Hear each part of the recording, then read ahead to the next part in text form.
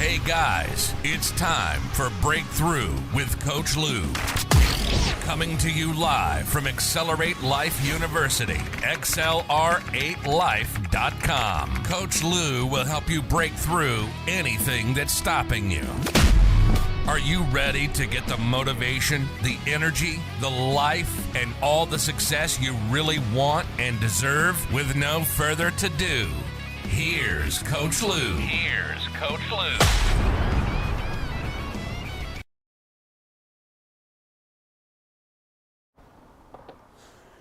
Hey guys, welcome back to Coach Lew's Breakthrough with Lew on a Monday morning. What are we thinking this morning, guys? Welcome back. Today, we're going to talk about changes. Turn and face the strange. Remember David Bowie? Quite an unusual character. Definitely his own person. Way out there in some respects. A phenomenal musician. Phenomenal creator. And you wonder, did he do all this for shock factor, or did he do it because he really believed some of the spaceman stuff? You know, you gotta wonder, and you don't know. And that's one of the things I want to encourage you to do as life goes so quickly by us. If you have questions for people, ask them. If you have something you want to commend somebody on, ask them. If you need to face something, say something, do it. But that's not really what today's show is about. Changes. And David Bowie went on to sing, turn and face the strange.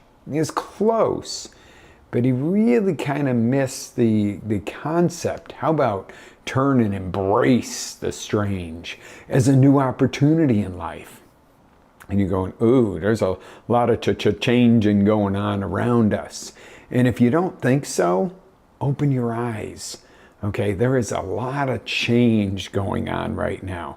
And as you all know, I have always distinguished that change is going to be automatic if you're not taking action or directive action. Change is going to happen. If you don't take care of your body, you're not going to stay the same. You're going to go backwards. You're going to get unhealthy.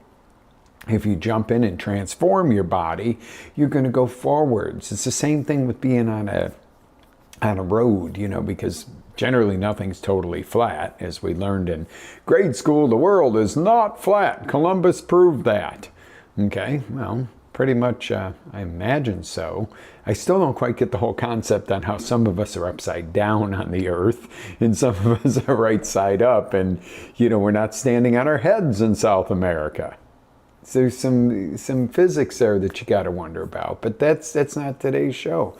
What it really is about is not allowing change to control you, but you to harness the power of change through transformation by taking planning and action to go along with it. What a unique concept. Because again, if you don't think the world's changing at a rapid and disturbing rate at times, you're kidding yourself. You got your head in the sand. You know, I love these posts on Facebook, and I do, you know. Let's go back to the 50s, the 60s, the 70s, the 80s, when life was simpler and children grew up with some family and morals and people believed in things and they showed up for church. And, well, the problem is to go back to is never going to happen. To promote more of, which would be transformation, could happen. How cool would it be if we all promoted more family time and didn't sit on the couch, you know, at family time or at dinner time with our electronics in our hands? Okay? How cool would that be? You know, it is great. And we just had family in this weekend. How great it was to spend time together. But you know, everybody had a pad or a phone in their hand while they're having conversation, paying attention to something else at the same time. So if we're having a conversation together, and I'm guilty of this as well. It's allergy season here, guys. Not sick, allergy season. So you don't have to wipe your webcam off. No, seriously. How much more in-depth could our conversations be if we set the electronics down? Now, I am not anti-tech. I love technology. How could I bring this show to you without technology?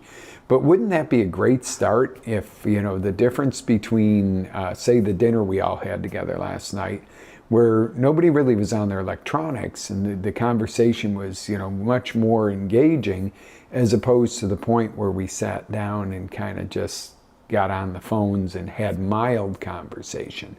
Now, no complaints. It's always great to see family, especially when they live far away. It was amazing. It was awesome. Not long enough. But I noticed a difference there, and I might catch hell about this show, but I noticed a little difference there in the depth of the conversation. So that's just a side shoot on there. Let's go back to when. I don't think we're going backwards, guys. And I loved my childhood. And you might say, Coach, if I know you didn't have an easy childhood. Yeah, it was rough and this, that, and yes. But I loved the environment of it. I loved getting together with my friends and actually doing stuff. Sometimes I didn't. They got me in trouble. But, times have changed. I love giving live presentations and teaching in person. But you know what? I might not be able to reach you in person if that was the only way I could teach now. So tech has its place, and it's going to have a bigger place. Watch out for the AI. Don't let something do your thinking for you. There's this new thing called digital dementia, and it's really not so new. You can't remember your own phone number. You can't remember your wife or husband's phone number, your kid's phone number. If you lose your phone, you're screwed. Guys, I don't think that's a good thing, okay? I don't think that's a good thing to, I have, if I could turn the camera around and show you my studio setup, I have a lot of stuff at my fingertips that can make stuff happen. Let me show you. Oh, look at that. I have to push, okay, I pushed the button one too many times. Used to be I'd have to click with the mouse and click somewhere on the screen and import a graphic, etc. Okay, this is awesome, but the thing is, I don't want to just sit here and go, you still got to move, you still got to be human, you still got to, bam, wake it up. Let's play, let's talk, let's take action, let's write something down, okay? Speaking of writing something down, if you're not using a planning system, I got a great one. I'll put it in the link of the post when this hits the blog on Accelerate Life. That you can actually write in your digital planner and draw and map and all kinds of stuff like that, because there's something about that tactile in interaction that drives stuff and planning and excitement home. So yeah, change is interesting. Change needs to be not only faced but embraced. How do you take the changes and go, what am I going to do with this? How can I use this for my advantage? We all went through the COVID blah, blah thing, however you felt about that. It was kind of, in some cases it was a sham, yes. And unfortunately, there were some people that it affected differently and people lost loved ones. But it was not this mass thing that wiped out half to 3/4 of the country that warranted a total shutdown in all of what the things and some of the experimental things that were done to people in the process of it, I think was a knee-jerk reaction. But what did that bring to us? It brought to us new ways of communication for those that embraced it. I'll talk a little bit about our auction business. I used to stand up there in front of this big crowd of people and boom, boom, boom, and auction stuff off, and they'd bid with their little bidder cards, or they'd wink, or they'd scratch their cheek, and I'll stand up when I'm bidding and sit down when I'm not, and it was a lot to pay attention to. But that all got shattered when no matter what, it would only lasted so long when they had the no more than 10 people in a room thing, when I'd have 110, 120 people in a room. And I had to shift gears. Well, we went to a virtual format, but didn't lose it's not like coming on for this class and having me it is a class, and having a virtual explainer AI video explain to you about your emotions, okay? A computer can't explain and teach emotions and motivation. It can teach facts, if they're facts. But you know what I'm saying? So I didn't want to go to a bid platform. I wanted to keep that excitement. So we did it. We found a way. We innovated quickly. What we found out very quickly when we could go back to putting people in the room, number one, we didn't want to because we have all this extra place for inventory instead of seating. Our customers, 90% of them, if not more, did not want to go back to the in-person. They were like, well, I don't want to sit next to that guy who smells. I don't want to, sit in a room with, your speakers blasting me in the face all night long. I don't want to be picking up till midnight and trying to load my car. I don't want to line up for the cashier when it's over and wait 45 minutes in line because it's only so fast you can get everybody cashed out.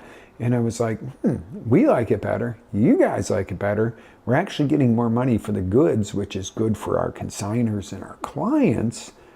This is a win. We're sticking with this format. Wow, a blessing and a disaster. It was, no matter how you look at the whole COVID thing, whether you really believed it was wiping out the earth or whether you think it was the biggest farce in the world, and I think most of us are somewhere in between on that. I don't think there's just one extreme or the other. I think most of us are in between going, did it get overblown? Yeah. Was it, if you had it, did it suck? Yeah. And if you lost somebody to it, God forbid, it sucked too. But so does cancer, heart disease, and everything else. It takes many, many more lives, or drunk driving. So I'm not going to get on a rant about that. But, a lot of people lose a lot of loved ones to a lot of other preventable things in this world.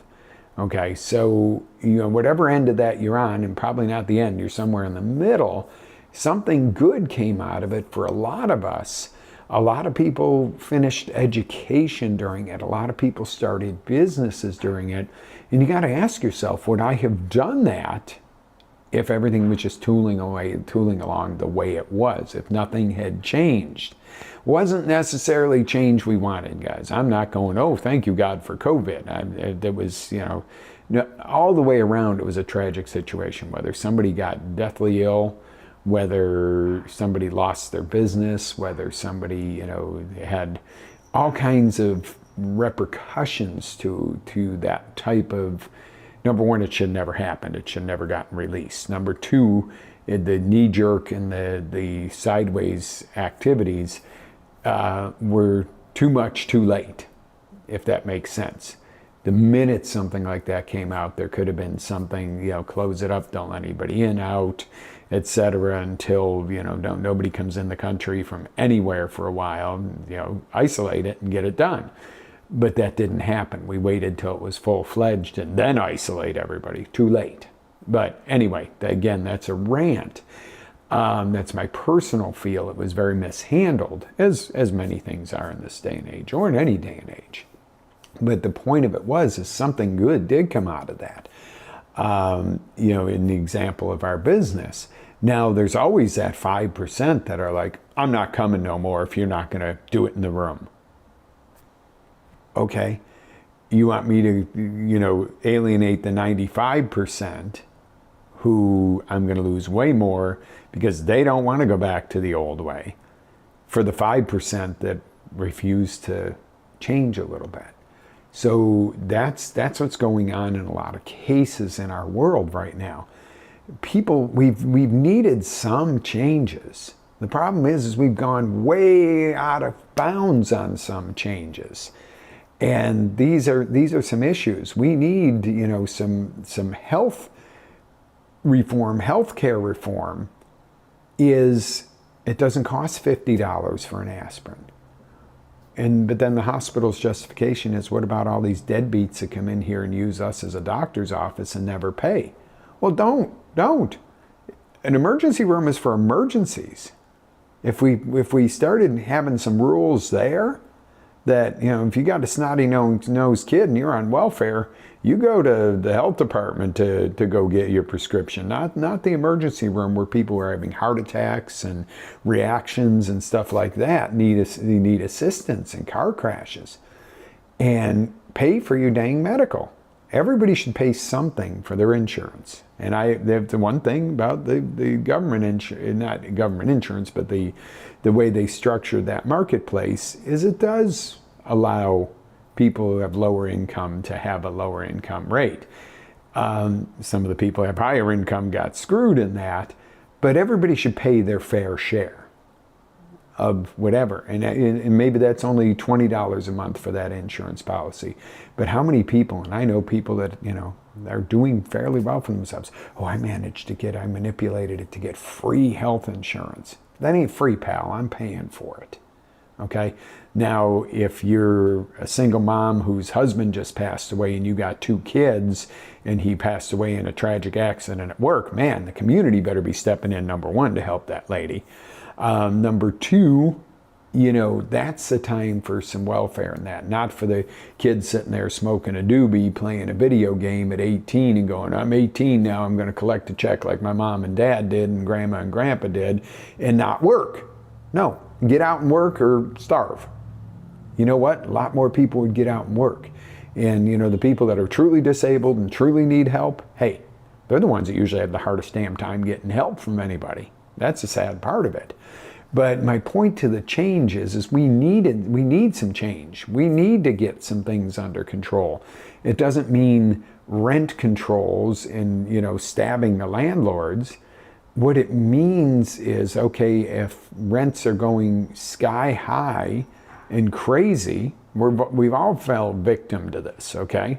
Whether you're a business person, whether you're renting, or even, in some cases you had an adjustable mortgage or something, everything's gone up. But to go, okay, we got to put rent control on, but yet we don't put mortgage rate control or taxes, the same entities, Orange County, rent control. How about your property tax control?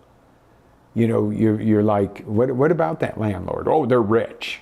Well, they're not always rich. I know a lot of people that own some income property that work very hard.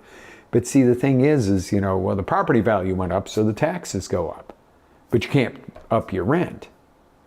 And those are the kind of things that don't make sense. And then you got the other people that are just, it's the wild, wild west, where these poor older folks or small families, working hard, 2 jobs trying to get by, and their landlord raises their rent, $1,000 a month.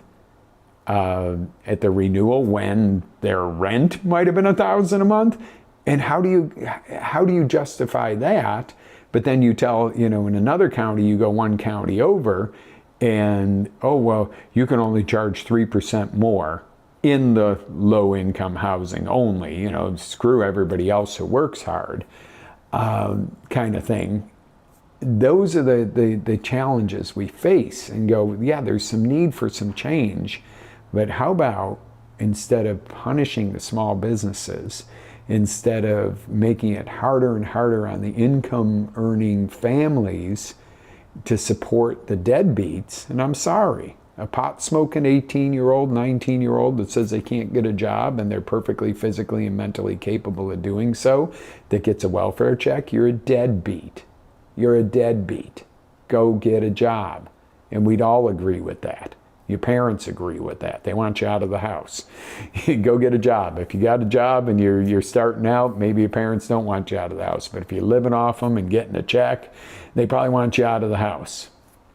No, seriously, guys, I'm being facetious on this. But my point to it is, the change we need is not the change that your governments and everything else are randomly throwing at you. We're not the only country that's randomly throwing things and seeing what sticks. The change you need is to face the new and go, how do I make this an opportunity? And you might go, well, a lot of it doesn't feel like an opportunity. There really is opportunity right now. There's greater opportunity right now than ever, ever, ever. But the difference is that change, remember, can happen automatically. You don't have to do anything to affect change.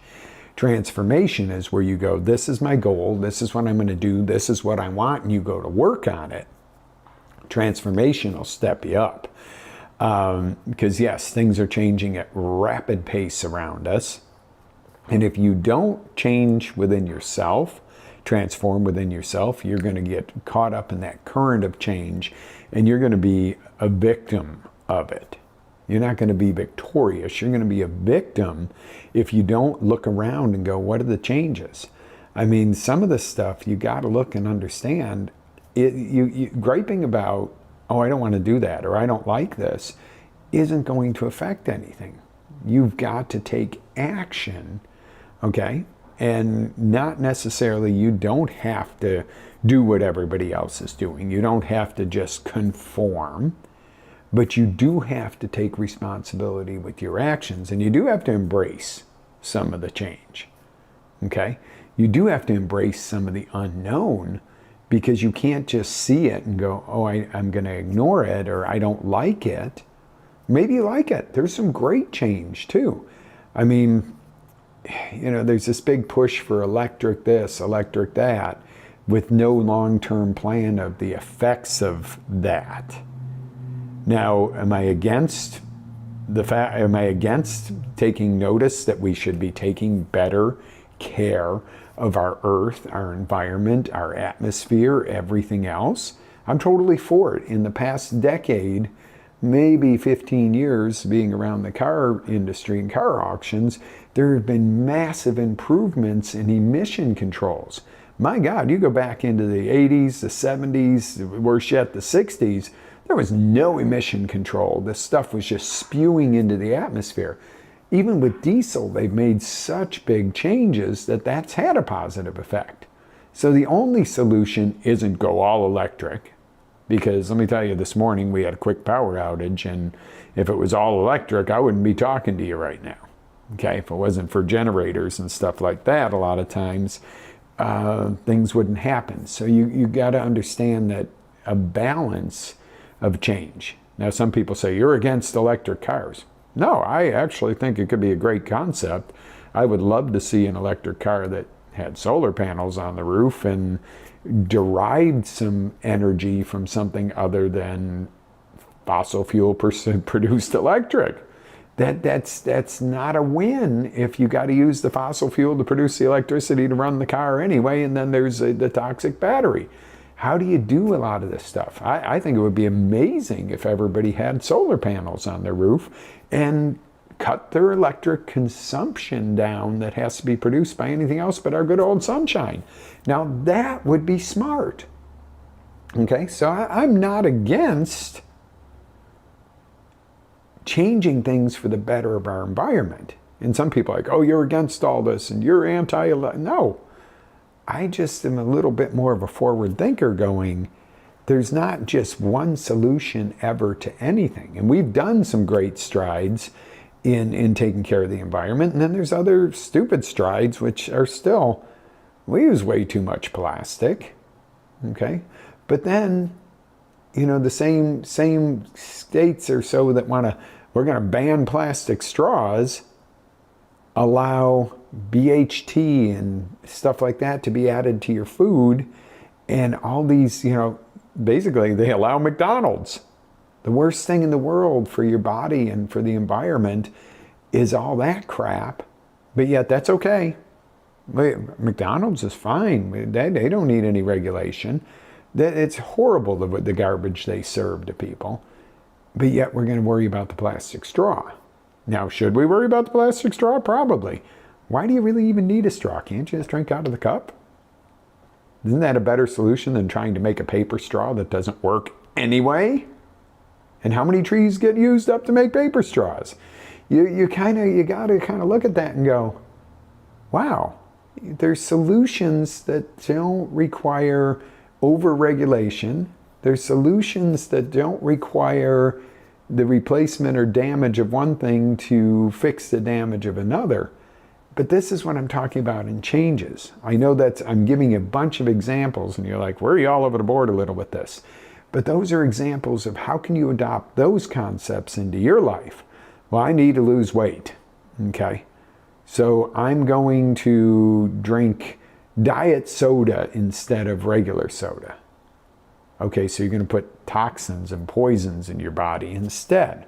How about I'm going to drink lemon water instead of soda? I'm going to put it in my reusable Yeti with a straw that I don't have to throw away because it's always there. And I'm going to drink this alkaline, delicious, clean water with some lemon in it instead of soda. Now there is a real transformation as opposed to change. Change would be going to the diet soda, which is still killing you in a sense. Hey, granted, it doesn't have the sugar in it, but it's still toxic to your body, to something that's going to nourish and flush your body And you go, oh, so now do you get the concept of the difference of change versus the transformation? So why am I doing this show this morning? We're going through a lot of changes over here. Things are changing at a rapid rate. Some things that we wanted to, and some things we didn't want to change. But it's, time for change happens. And sometimes, if you let anybody else be in control of any area of you, you might not choose your change. Lesson to be learned. But no big deal. It's great changes. We are ready to go to a new level, next level. Lots of great things happening, but we're exhausted. You might see some bags under our eyes. We're all going through a lot to transform some things, and it's like sometimes you gotta be a little more foresight and see what's coming and go, what's the trend and what do I need to be prepared for? We all fall victim to that once in a while where we don't quite prepare. So it's no big deal, but there was lots of good changes coming up, lots of good transformation. But it was a wake-up call to me to go, okay, you know what? I need to help the world change a little bit. And the other thing is I want to share with you real quick, and I'm going to let you guys go. A few weeks ago, I had a dream. I died in my dream. And you want to talk about something that's life-changing? When you're walking around in your dream, and apparently the dream tells me, if it's accurate, there's a time, depending on how you believe, between the time you go and the time you go up. Or hopefully not down, but just saying. And the thing was I kept walking around to everybody I cared about going, hey, I'm still here. I want to tell you one more thing. I just want to teach one more thing. There was something I wanted to share with you. I just need 5 more minutes. When you're gone, there is no 5 more minutes. So take that back to today and realize if there's something you need to say, do something great that you need to create, something that you want, something that's on your bucket list, something you really, you're here once. Let's grab it. Let's grab this life and go forward. Let's have a life of meaning. Let's make a difference. And that's not the same for everybody. Making that difference is different for everybody. The thing I ask of you is trying to unite our country and everything again, because there's a lot of division, is the way to make it better is not to go, look at me, look at me, look at me, give me attention, because it's a way to go, how can I look at you in a way that I can understand you better? Maybe when people are opposing and you get to know each other, you start to find out how much more you have in common than that one difference. Look at me, making a spectacle out of yourself isn't going to bring our nation closer. Hatred is not going to bring our nation closer. And that's not a one-way street. There hatred and all this dislike and all this, you're right, I'm wrong, you're right, I'm right, you're wrong, my way's the only way, you gotta, because no. The way to unite each other is to go, you know what, we have differences. I respect you, but what do we have in common? That's what's more important. What do we have in common? Well, we all want to see this country back on its feet. We all want to succeed at whatever level you term success. We'd all much rather say good morning to our neighbor rather than hope you don't see them because they're different than you and you don't like them and you've never even met them. We'd all like a little more common courtesy and just everybody to flourish. How about encouraging each other to do the best you can? I don't care if you're a Walmart worker or if you are a top-level executive. I want to see you do better than you did yesterday. That's the key. Not everybody's going to be a top-level executive. Not everybody wants to be in that lower-end service job. When I say lower-end, I don't mean your lower-end. I say that, I mean pay-wise and so forth. And, generally it goes with education and motivation level. But Not everybody is capable of being a top-level CEO, and not everybody is capable of mopping the bathroom floors, okay? But what I encourage you to do is go, guess what? If I need to mop a bathroom floor, I mop a damn bathroom floor. If I have an opportunity to be a top-level CEO, I'm going to go after it, okay? Because there are top-level CEOs that used to mop bathroom floors, and you know what? They're usually the best damn CEOs because they understand what that was. And then there's the people who were once CEOs of big corporate companies that have chosen a whole different path for a whole lot less income, and they're a whole lot happier. There's always that sweet spot for you. You don't have to be a top-level executive, and you don't have to be a bathroom cleaner. But if you're one or the other, you don't say, look at me and I'm got more problems or I'm more important than you. You just go, hey, you know what? Me being a top-level CEO, I'm damn glad I got somebody who does the bathrooms, and I appreciate you. And the person who's cleaning the bathrooms goes, I'm damn glad you started this company, or you provide a job for me because I need a job. How about looking at each other like that you go, we're both two halves of the same society. What we need to encourage people to do is get out and work and put some effort in at work, not take the easy way out. Don't take a free ride, because you know what, in the long run, a free ride isn't going to get you anywhere. Getting out and putting in your effort, getting out and learning about other people and going, it's not me, look at me. It's, hey, let's build this we, but not a we where we're all the same and it's just, no matter what you do, you're going to get the same. No, the we that's unique for the differences, the coolness and how different people are. What if every singer sang the same song and played in the same key just to be equal? Blah! There's some amazing musicians that will never be rock stars or Philharmonic stars. It's not their goal, but they're amazing. And there's musicians that play basic 3-4 chords and they're rock stars. But see, the difference is you don't go, poor me, I'm not on that stage, because that rock star did something. They took some action that the person who plays in the garage didn't. But it don't matter. That's not, that person plays in the garage might be phenomenal, but that's not their goal. So remember, your goals, okay, your transformations, your desires, your bucket lists, your way of life, your way of believing is what you need to focus on. Not everybody else is wrong, you're right, or you're wrong, everybody else is right. Start focusing on you, and then just kind of slow down on the judgment of each other. And that goes in all directions. Thank God, we're not in the 50s or something where, people really were singled out by race and stuff like that, where it was just, oh, you're this and that means you're just that. People are so much more than their last name, the way they pray, how they live, what they do for a living. People are more than just the one filter that we want to be told we're supposed to judge each other under right now. How does that sound? So, hey, I'm not ashamed of my beliefs. I'm not ashamed to say I believe in God. I don't know if I call God by the same name you do. And you know what? I defend your right to. But please, same deal. Two-way street. If you call God or your creator by a different name, don't shun me because of my beliefs, and I won't shun you because of yours. Maybe there's something to be learned in between there. Cool stuff, huh?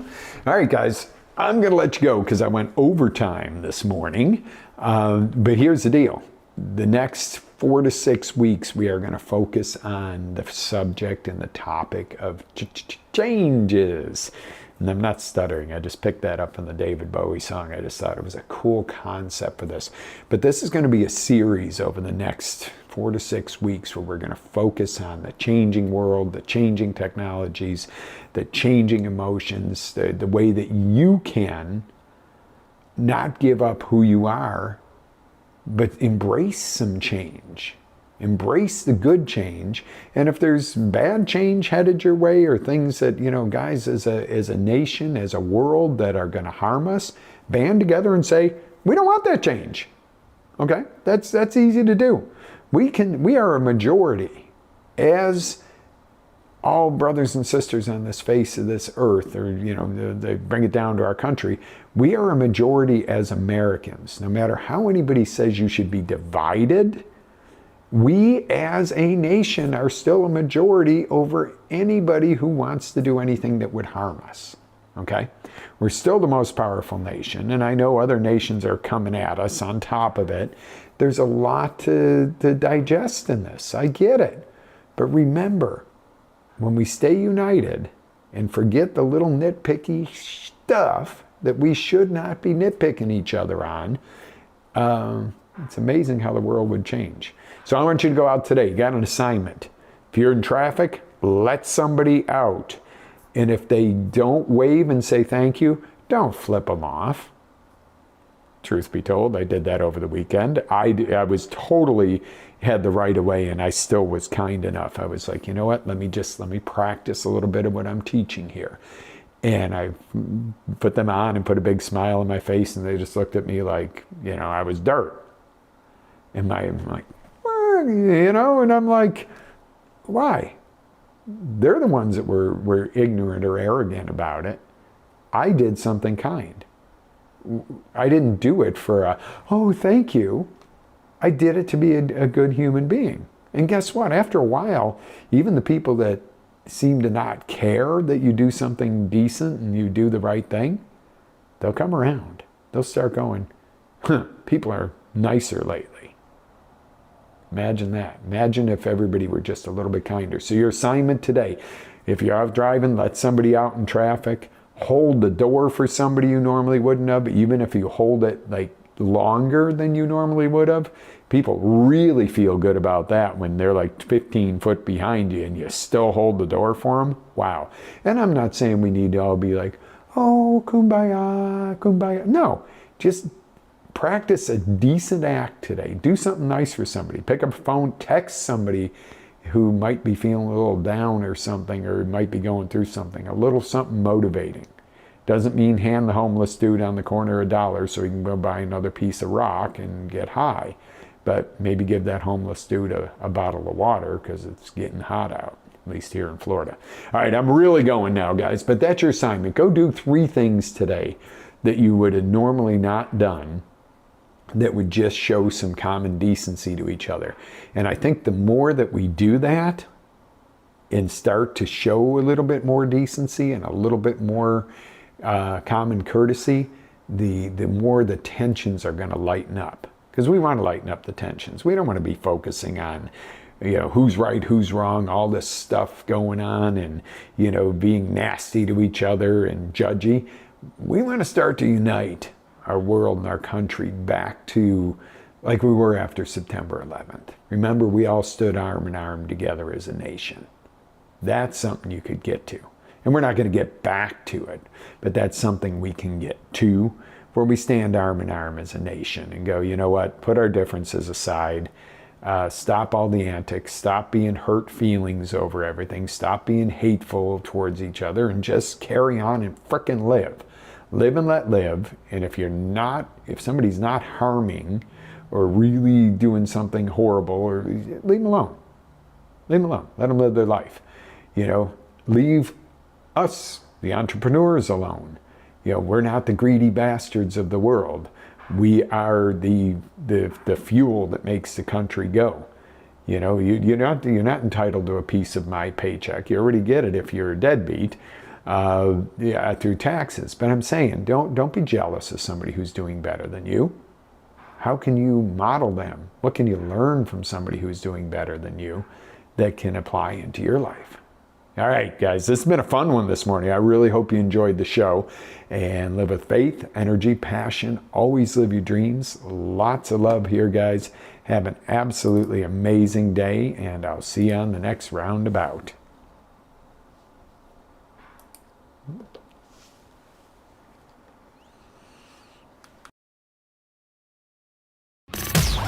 Ready to take it to the next level? Tune in to XLR8Life.com for our live shows, encore presentations, life-changing courses, and live coaching with Coach Lew himself. As Coach Lew always says, live with faith, energy, love, passion, and always live your dream.